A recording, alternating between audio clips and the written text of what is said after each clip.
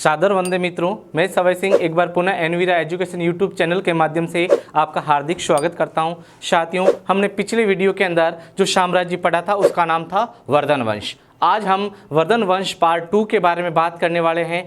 कल हमने जो वर्धन वंश पार्ट 1 पढ़ा था उसके साहित्यिक स्रोत है, अभिलेख के स्रोत है, किस कंडीशन के अंदर ये राजवंश जो है ये निकल कर कन्नौज सरजमीन पर अपना राजतंत्र जो है स्थापित कर पाया था, इसके बारे में जानकारी ली। आज हम पढ़ने वाले हैं वर्धन वंश के प्रमुख जो व्यक्तित्व शासक, जो प्रसिद्ध शासक हैं उसके बारे में, जिसका नाम सम्राट हर्षवर्धन। सम्राट हर्षवर्धन के बारे में हम डिटेल पढ़ेंगे। सम्राट हर्षवर्धन की साहित्यिक रचनाओं के बारे में पढ़ेंगे, उसकी उपाधियों के बारे में पढ़ेंगे, साथ ही साम्राज्य विस्तार, कन्नौज महासभा और प्रयाग मोक्ष परिषद के बारे में भी सविस्तार हम जानकारी लेंगे। तो शुरू करने जा रहे हैं सम्राट हर्षवर्धन के बारे में।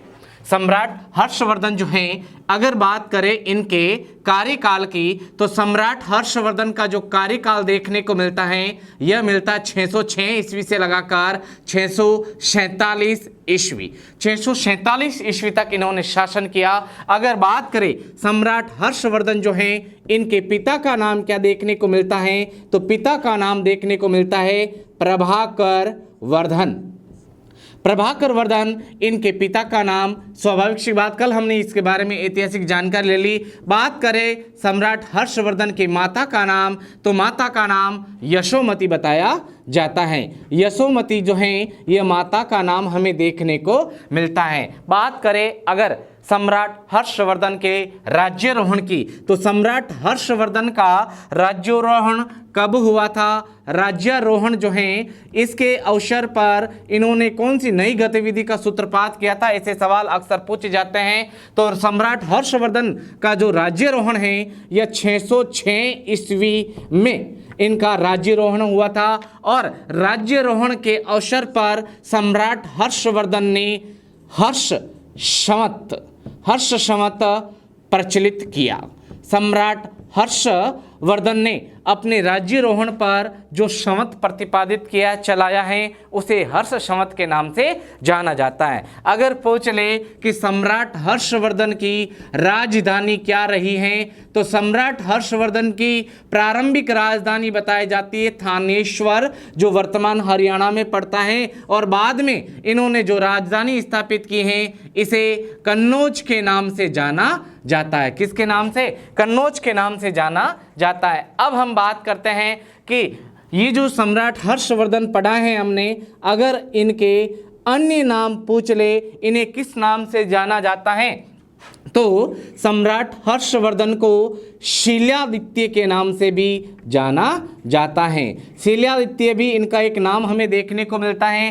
दूसरा नाम अर्थात इन्हें हिंदू काल का अकबर कहा जाता है। हिंदू काल का अकबर। आगे आगामी जो आपके मैराथन क्लास है या फिर अपने द्वारा जो मॉडल पेपर प्रस्तुत किए जाएंगे उनमें आप ऐसे क्वेश्चनों को जरूर देखोगे। तो सम्राट हर्षवर्धन को हिंदू काल का अकबर भी कहा जाता है। क्यों कहा जाता है, किस कारण कहा जाता है, तो सम्राट हर्षवर्धन की सर्वधर्म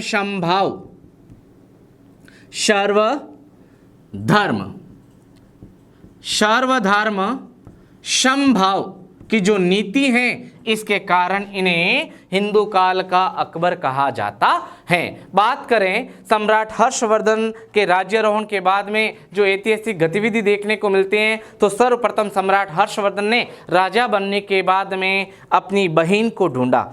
यह सवाल पूछा गया है कि वो कौन सा बौद्ध भिक्षु था जिसकी सहायता से सम्राट हर्षवर्धन ने अपनी बहन राजश्री को विंध्याचल पर्वतों से ढूंढकर वापस पुनः अपने राज्य में लेकर आया था, तो उसका नाम बताया जाता है आपके बौद्ध भिक्षु दिवाकर। और अगर पूछ ले कि राजा बनने के बाद में सम्राट हर्षवर्धन की पहली औपचारिकता क्या देखने को मिलती है, तो सम्राट हर्षवर्धन ने हर्षचरित्र के अंदर जो प्रतिज्ञा लिखी है उसके अनुरूप ही काम किया, और सर्वप्रथम कामरूप अर्थात असम के शासक जिसका नाम भास्कर बताया जाता है, भास्कर के साथ में मिलकर गौड़ वंशीय शासक शशांक को खत्म किया और इस वंश का क्या कर दिया, नाश कर दिया था। अगर पूछ ले हर्ष प्रतिज्ञा के बारे में, किसके बारे में?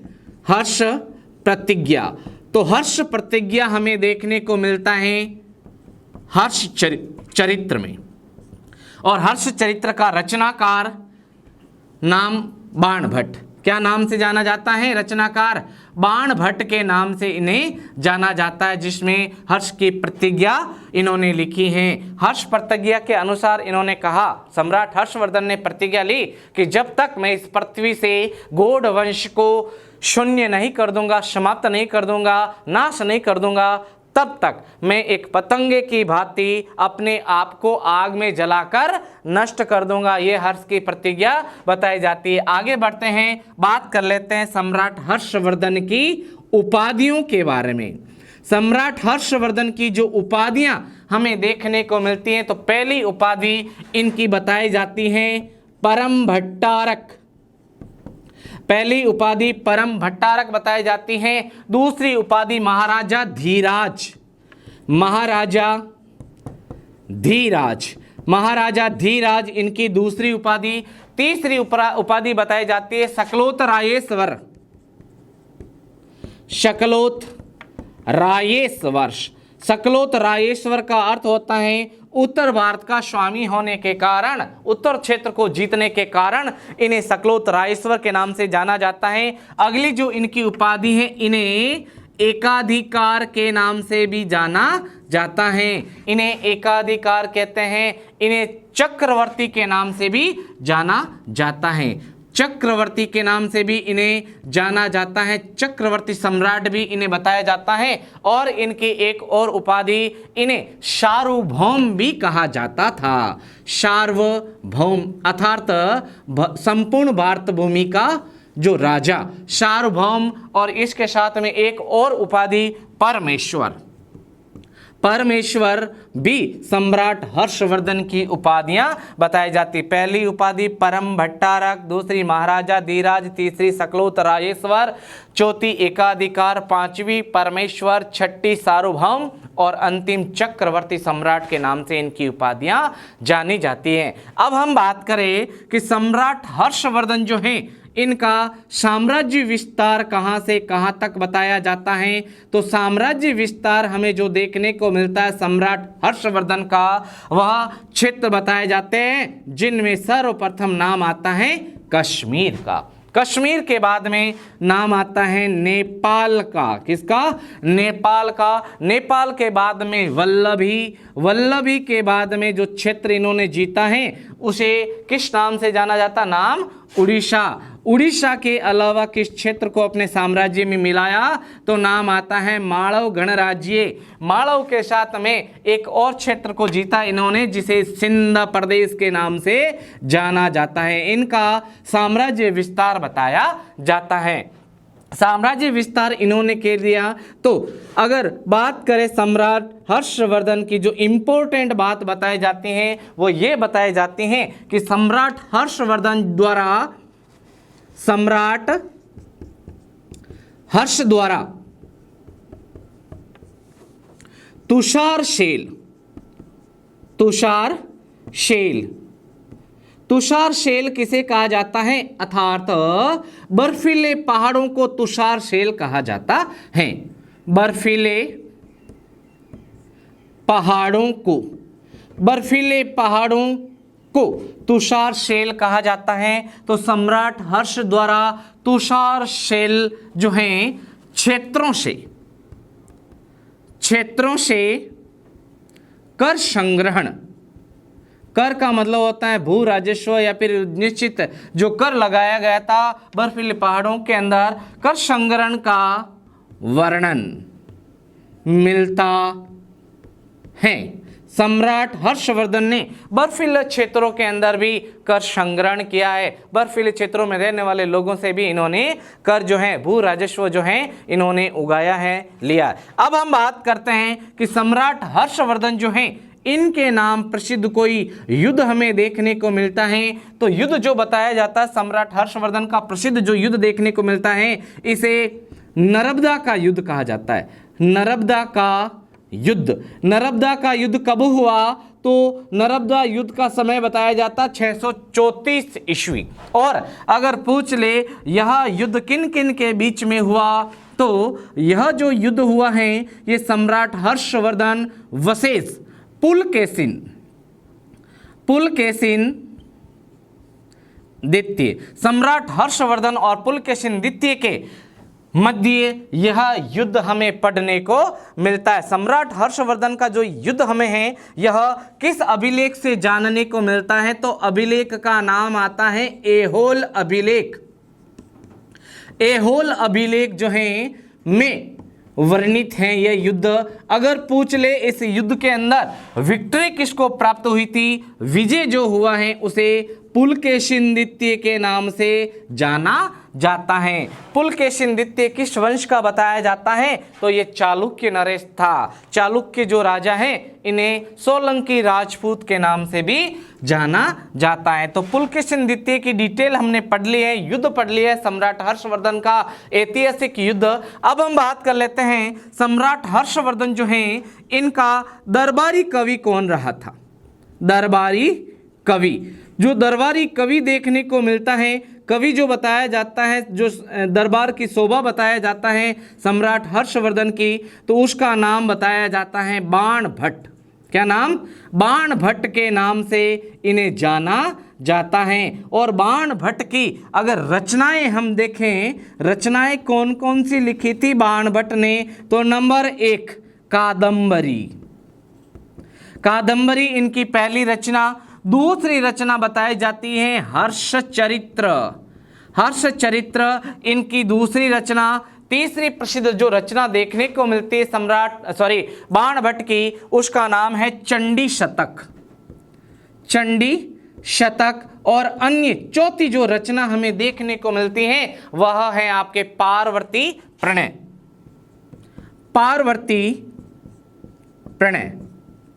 पार्वती प्रणय विवाह की जो गाथा है पार्वती और शिव की, यह रचना लिखी है सम्राट हर्षवर्धन के दरबारी कवि ने। अब हम बात कर लेते हैं सम्राट हर्षवर्धन जो हैं स्वयं एक उच्च कोटि का कवि हैं और इनको जो अपने एक विशिष्ट रचनाकार देखने को मिलते हैं, जिन्हें गीत गोविंद के लेखक जो बताए जाते हैं, गीत गोविंद के जो लेखक बताए जाते हैं, इन्होंने सम्राट हर्षवर्धन को काव्य का हर्ष कहा है। सम्राट हर्षवर्धन की जो 3 प्रमुख नाटक हमें देखने को मिलते हैं प्रणय गाथाओं से संबंधित हैं, एक नाटक जो हैं सर्प रक्षा से संबंधित हैं, उनके बारे में भी हम जानकारी ले लेते हैं। तो अब हम बात करते हैं सम्राट हर्षवर्धन के रचनाओं के बारे में। सम्राट हर्षवर्धन की जो रचनाएं हैं इनमें नागानंद, प्रियदर्शिका और रत्नावली प्रमुख रचनाएं इनकी देखने को मिलती हैं। इनकी विषय वस्तु क्या बताई जाती है इसके बारे में हम बात कर लेते हैं। सम्राट हर्षवर्धन की साहित्यिक रचनाओं के बारे में हम आगे जानकारी लेने जा रहे हैं। सम्राट हर्षवर्धन की जो साहित्यिक रचनाओं में पहली रचना जिसमें क्या विषय वस्तु हमें पढ़ने को मिलती हैं और इन्हें किसने काव्य का हर्ष कहा है, तो सम्राट हर्षवर्धन जो हैं हर्षवर्धन की रचनाएं जो कौन कौन सी है इनके बारे में बात कर लेते हैं। लेकिन गीत गोविंद रचना का नाम, गीत गोविंद के लेखक, गीत गोविंद के लेखक किन्हें बताया जाता है? जयदेव। गीत गोविंद के लेखक जयदेव ने हर्ष को, सम्राट हर्ष को काव्य का हर्ष कहा है। काव्य का हर्ष, काव्य का हर्ष कहकर इनको उद्बोधित किया है। अब हम बात कर लेते हैं सम्राट हर्षवर्धन की रचनाएं। तो सम्राट हर्षवर्धन की जो पहली रचना हमें देखने को मिलती है इसका नाम बताया जाता है प्रियदर्शिका। पहली रचना प्रियदर्शिका। दूसरी रचना जो देखने को मिलती है नाम बताया जाता है रत्नावली। तीसरी रचना जो हमें देखने को मिलती है इन्हें किस नाम से जाना जाता है? इन्हें नागानंद के नाम से जाना जाता है। अब इनकी विषय वस्तु के बारे में भी हम थोड़ी सी संक्षिप्त जानकारी ले लेते हैं। जो प्रियदर्शिका जो पहला इनकी रचना बताई जाती है इसमें कैसा वर्णन हमें पढ़ने को मिलेगा? तो इसमें वत्स नरेश उदयन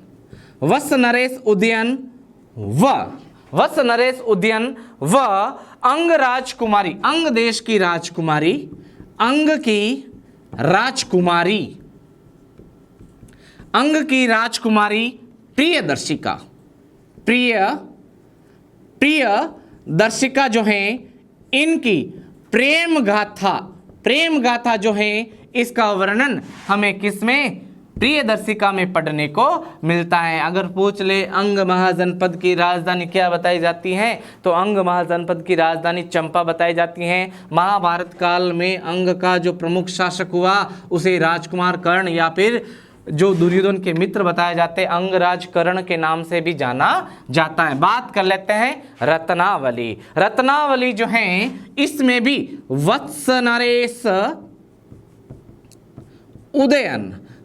नरेश उदयन व श्रीलंका की राजकुमारी, किसकी, श्रीलंका जिसे सिंहल द्वीप भी कहते हैं, श्रीलंका की राजकुमारी, श्रीलंका की राजकुमारी का नाम बताया जाता है आपके रत्नावली। रत्नावली इनकी प्रेम गाथा का जो वर्णन है हमें किस में पढ़ने को मिलता है, रत्नावली में। अगला है नागानंद। नागानंद किसके बारे में डिटेल हमें बताई जाती है, तो जीमूतवाहन विद्याधर राजकुमार द्वारा, जीमूतवाहन विद्याधर राजकुमार द्वारा, विद्याधर राजकुमार द्वारा सर्प रक्षा हेतु किए गए अपने प्राणों का उत्सर्ग जो है यह वर्णन हमें किस में पढ़ने को मिलता है, नागानंद में पढ़ने को मिलता है। तो सम्राट हर्षवर्धन की रचनाएं भी हमने पढ़ ली और सम्राट हर्षवर्धन के कार्यकाल का अन्य रचनाकार अगर देखने को मिले तो उसका नाम हमें देखने को मिलता है भवभूति। भवभूति जो है इनकी रचनाओं के बारे में भी हमें क्वेश्चन पूछा जा सकता है। भवभूति जो प्रमुख रचनाकार हुए, प्रसिद्ध नाटककार हुए हैं, वर्धन वंश के समकालीन प्रसिद्ध नाटककार बताए जाते हैं, प्रसिद्ध नाटककार या नाट्यकार,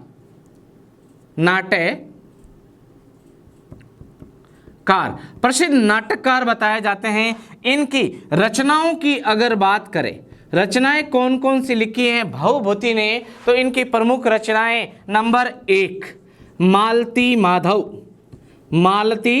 माधव इनकी पहली रचना। इनकी दूसरी रचना जो हमें देखने को मिलती है वह है उत्तर रामचरित्र। इनकी तीसरी रचना जो हमें देखने को मिलती है वह बताई जाती हैं आपके महावीर चरित्र। ये तीनों ही रचनाएं नाटकों से संबंधित हैं। 3 प्रसिद्ध नाटक देखने को मिलते हैं भवभूति के। तो साथियों हमने हर्षवर्धन की प्रमुख रचनाओं के बारे में भी जानकारी ले ली है। अब हम बात कर लेते हैं कि सम्राट हर्षवर्धन जो हैं इन्होंने अनेक क्षेत्रों को जीतने के बाद में अनेक धर्मों से संबंधित धर्म सभाओं का भी आयोजन करवाया है। और एक धर्म सभा जिसे कन्नौज के नाम से जाना जाता है, दूसरी प्रयाग मोक्ष परिषद। कन्नौज महासभा जो है इनका आयोजन सम्राट हर्षवर्धन ने बौद्ध धर्म को विकसित करने के लिए किया। इन दोनों सभाओं से भी कई बार सवाल निकल कर आते हैं। तो बात कर लेते हैं सर्वप्रथम हम कन्नौज महासभा के बारे में। अब हम बात कर लेते हैं सम्राट हर्षवर्धन द्वारा आयोजित कन्नौज महासभा के बारे में। कन्नौज महासभा जो है ये कब आयोजित की गई थी, कहाँ पर आयोजित की गई थी, इनका उद्देश्य क्या बताया जाता है, ऐसे सवाल पूछे जाते हैं। तो बात कर लेते हैं कन्नौज सभा कब आयोजित हुई थी, तो समय बताया जाता है 643 ईस्वी। 643 ईस्वी इसका समय बताया जाता है। और अगर बात करें कि कन्नौज महासभा का अध्यक्ष किसे बताया जाता है, तो नाम निकल कर आता है वेनसांग। क्या नाम, वेनसांग। हेनसांग जो चीनी यात्री बताया जाता है, इन्हें यात्रियों का राजकुमार भी कहा जाता है। यात्रियों का राजकुमार, यात्रियों का राजकुमार भी कहा जाता है। अगर इनकी पुस्तक का नाम पूछ ले तो पुस्तक का नाम बताया जाता है CU की इनकी पुस्तक का नाम हमें देखने को मिलता है, जिसमें हर्ष से संबंधित ऐतिहासिक जानकारी पढ़ने को मिलती है। आगे बढ़ते हैं, कन्नौज महासभा के बारे में जो इंपॉर्टेंट जानकारी हमें निकल कर सामने आ रही है कि कन्नौज महासभा जो है इसका उद्देश्य क्या बताया जाता है। सम्राट हर्षवर्धन द्वारा कन्नौज महासभा आयोजन करने के पीछे उद्देश्य क्या देखने को मिलता है, तो उद्देश्य निकलकर सामने आता है बौद्ध धर्म को विकसित करना। बौद्ध धर्म को विकसित करना इनका उद्देश्य बताया जाता है। अगर पूछ ले कि यह जो सभा है, जो धर्म सभा के नाम से जानी जाती है, इस सभा में कितने लोग उपस्थित थे, तो उपस्थित लोगों के बारे में भी जानकारी ले लेते हैं। उपस्थित लोग कितने हुए थे यहाँ पर जमा, तो जो लोग इस सभा के अंदर पार्टिसिपेट करने आए थे इनमें बहुत से शासक,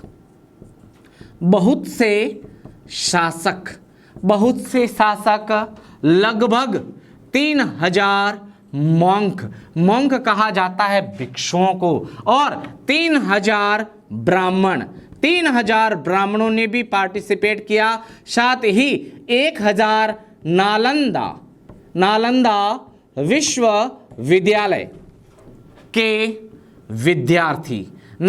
विश्वविद्यालय के विद्यार्थियों ने भी इस कन्नौज महासभा के अंदर पार्टिसिपेट किया था। बात करते हैं कि ये जो सभा है ये कितने दिनों तक चली, तो कन्नौज सभा जो है यह 23 दिन तक चली। 23 दिन तक चली। कितने दिन तक? 23 दिन तक चली। अगर पूछ ले कि आयोजन स्थल कौन सा बताया जाता है, ये कई बार सवाल पूछा गया है, आयोजन स्थल कौन सा बताया जाता है इस सभा का, तो आयोजन स्थल बताया जाता है गंगा के तट पर स्थित विशाल विहार में, गंगा के तट पर स्थित विशाल विहार में इस सभा का आयोजन करवाया गया। अब ये कन्नौज सभा जो है इसमें एक जुलूस भी हुआ है, अनेकानेक लोगों ने भाग लिया था। जुलूस में क्या हुआ था तो बता देता हूं कि बौद्ध धर्म को विकसित करने के उद्देश्य से कन्नौज सभा का उद्देश्य बताया जाता है। तो महात्मा बुद्ध जो बताए जाते हैं कि स्वर्ण प्रतिमा का मतलब सोने की मूर्ति जो है इस जुलूस में 100 फीट ऊंचे स्तंभ पर रखी गई। 100 फीट ऊंचे स्तंभ पर इस मूर्ति को क्या किया गया था? रखा गया था। और ये जो जुलूस हुआ है इसमें 20 जो प्रमुख जो राजा बताए जाते हैं, इस जुलूस के अंदर लगभग 20 राजाओं ने पार्टिसिपेट किया। साथ ही 200 हाथी मंगवाए गए थे इस कन्नौज सभा के अंदर। तो साथियों, हमने कन्नौज सभा की सविस्तार जानकारी ले ली जो बौद्ध धर्म को विकसित करने के उद्देश्य से सम्राट हर्षवर्धन के द्वारा आयोजित की गई थी। अब हम बात कर लेते हैं सम्राट हर्षवर्धन जो है इनकी एक और सभा जिसे प्रयाग मोक्ष परिषद के नाम से जाना जाता है उसके बारे में डिटेल ले लेते हैं। प्रयाग मोक्ष परिषद जो है यह सभा कितने दिनों तक चली थी? यह सभा जो है इस सभा के अंदर कितने लोगों ने भाग लिया था? ऐसे सवाल कई बार पूछे जाते हैं। बात कर लेते हैं प्रयाग मोक्ष परिषद।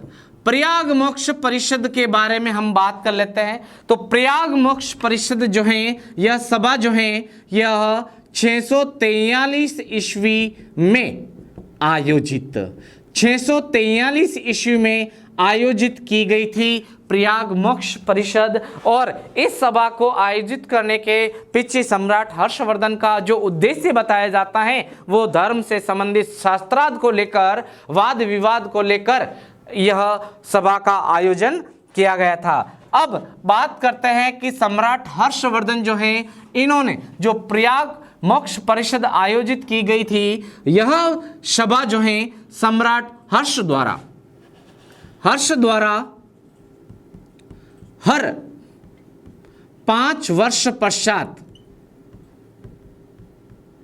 हर 5 वर्ष पश्चात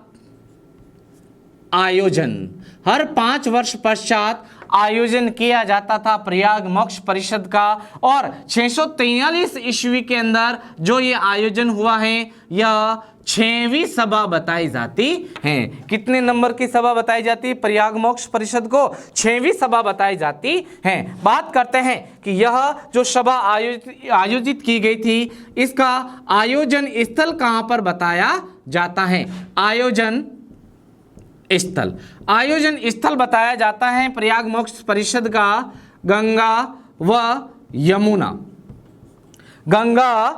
यमुना जो नदी बताई जाती है के संगम पर रेत में इस सभा का आयोजन किया गया था सम्राट हर्षवर्धन के द्वारा। बात करते हैं ये जो आयोजन हुआ है, इस आयोजन में कितने लोगों ने भाग लिया, उपस्थित लोगों के बारे में हम जानकारी ले लेते हैं। तो यह जो सभा हुई है, इस सभा के अंदर 5 लाख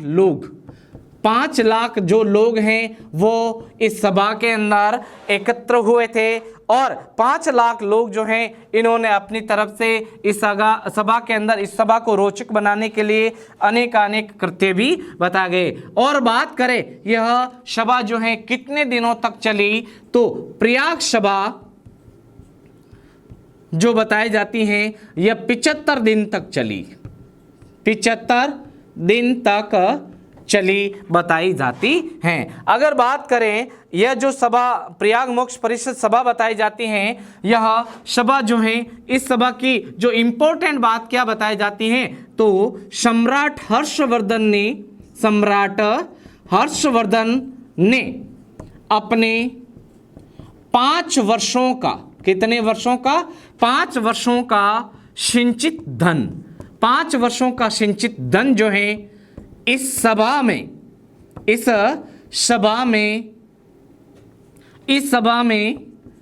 दान कर दिया। क्या कर दिया? दान कर दिया। इतिहासकार बताते हैं कि सर्वस्व दान करने के बाद में अपनी माला, आभूषण या वस्त्र भी दान कर दिए। अपनी बहन राजश्री से एक ओढ़नी मांगकर उसे अपने तन पर लपेटकर सम्राट हर्षवर्धन जो हैं पुनः अपने महल को चला था। अब बात करते हैं सम्राट हर्षवर्धन का जो ये प्रयाग मोक्ष परिषद हुआ है, इस जुलूस में क्या क्या हुआ था। और अगर बात करें देवताओं के अभिषेक की, तो सर्वप्रथम अभिषेक किसका हुआ था? ऐसे सवाल निकल कर सामने आते हैं। तो सर्वप्रथम इस सभा के अंदर अभिषेक किया गया था बुद्ध प्रतिमा का। किसका? बुद्ध प्रतिमा का अभिषेक। उसके बाद में दूसरा अभिषेक किया गया था भगवान सूर्य का। और तीसरा जो अभिषेक किया गया था वो किया गया था शिव प्रतिमाओं का। किसका? शिव प्रतिमाओं का अभिषेक। शिव प्रतिमाओं का अभिषेक इस सभा में आयोजित किया गया था। सम्राट हर्षवर्धन को दानवीर कर्ण से इनकी तुलना की है। हिंदू काल का दानवीर कर्ण बताया जाता है सम्राट हर्षवर्धन को। तो साथियों, हमने प्रयाग मोक्ष परिषद की भी सविस्तार जानकारी ले ली है। अभी हमने थोड़ी देर पहले वेनसांग के बारे में पढ़ा था। तो हेनसांग जो है, इन्हें वर्तमान शाक्य मुनि के नाम से भी जाना जाता है। किसके नाम से? वर्तमान शाक्य मुनि। और द किंग ऑफ पिलग्राम के नाम से भी इन्हें जाना जाता है। तो साथियों, हमने सम्राट हर्षवर्धन द्वारा आयोजित प्रयाग मोक्ष परिषद, साथ ही कन्नौज महासभा की सविस्तार जानकारी ले ली। अब हम संक्षिप्त जानकारी ले लेते हैं हर्ष के प्रशासन की, पुलिस विभाग की। हालांकि विभागाध्यक्षों के बारे में ज़्यादा जानकारी विश्लेषण से हम लेंगे नहीं, क्योंकि गुप्त काल के अंदर जो हमने 18 विभाग जो बताए थे, उन विभागों से मेल खाते हुए ही हर्षवर्धन के जो विभागाध्यक्ष बताए जाते हैं। लेकिन इनमें से इम्पोर्टेंट कौन कौन से बताए जाते हैं, हैं उनके बारे में बात कर लेते हैं। तो सबसे पहले हम बात कर लेते हैं सम्राट हर्ष जो हैं इनका प्रशासन, हर्ष का प्रशासन। सम्राट हर्षवर्धन का जो प्रशासन बताया जाता है, इनमें सबसे पहले हम बात कर लेते हैं इंपॉर्टेंट जो है उसके बारे में ही हम बात कर लेते हैं, वृदेश्वर। वृदेश्वर किसको कहा जाता है? तो वृदेश्वर कहा जाता है अश्वसेना, अश्वसेना का अधिकारी। अश्वसेना का जो अधिकारी है इसे वृदेश्वर के नाम से जाना जाता है। सबसे बड़ी इकाई राष्ट्र, उसके बाद में प्रांत, प्रांत के बाद में परगना, तहसील, जो भी, उसके बाद में सबसे छोटी इकाई ग्राम हुआ करती थी। और वृदेश्वर जो है ये अश्वसेना का प्रमुख अधिकारी। इसके अलावा और इम्पोर्टेंट जो तथ्य हैं वो हैं सेना विभाग, कि सेना विभाग को हर्षोत्तर काल के अंदर क्या कहा जाता था? तो सेना विभाग जो हैं इन्हें किस नाम से जाना जाता था? तो सेना विभाग जो हैं रणभांडा गारधिक, रणभांडा गारधिक के नाम से इन्हें जाना जाता था। अब बात कर लेते हैं हर्ष प्रशासन या हर्ष की जो सेना है, विभागाध्यक्ष है, इनको पेमेंट किस प्रकार से किया जाता था? तो पदाधिकारियों का पेमेंट, पदाधिकारियों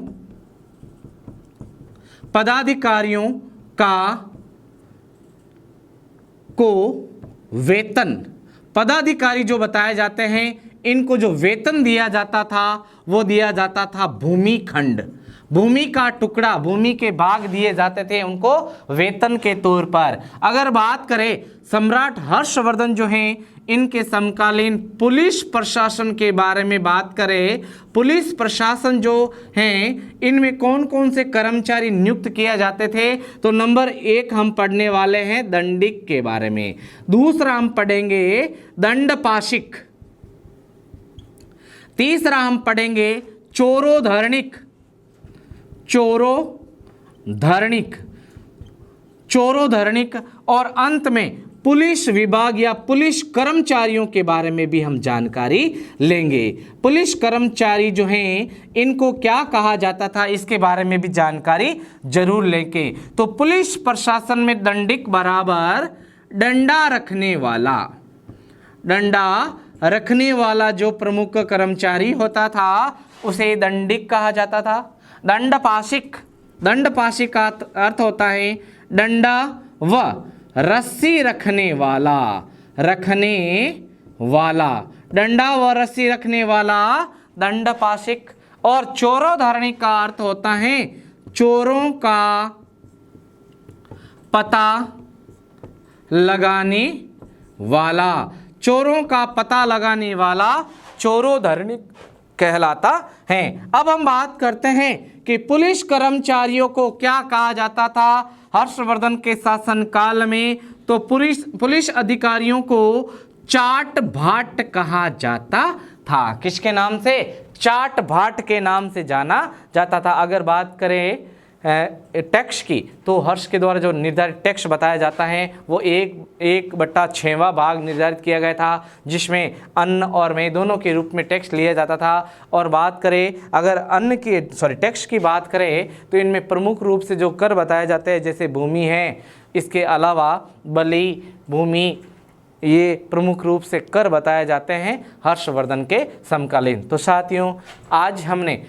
हर्षवर्धन या सम्राट हर्षवर्धन या फिर वर्धन वंश जो हैं इसके पार्ट 2 के अंदर सम्राट हर्षवर्धन जो इस वंश का सबसे प्रतापी शासक हुआ था इसकी संपूर्ण जानकारी हमने गहन विश्लेषण के साथ में अर्जित की। साथियों आगे जो कंपटीशन आ रहे हैं इसके लिए आपको बेस्ट ऑफ लक। प्लीज़ आप अगर हमारे इस चैनल पर नए हैं तो प्लीज़ आप इसे सब्सक्राइब कीजिए, शेयर कीजिए और कमेंट्स कीजिए। धन्यवाद।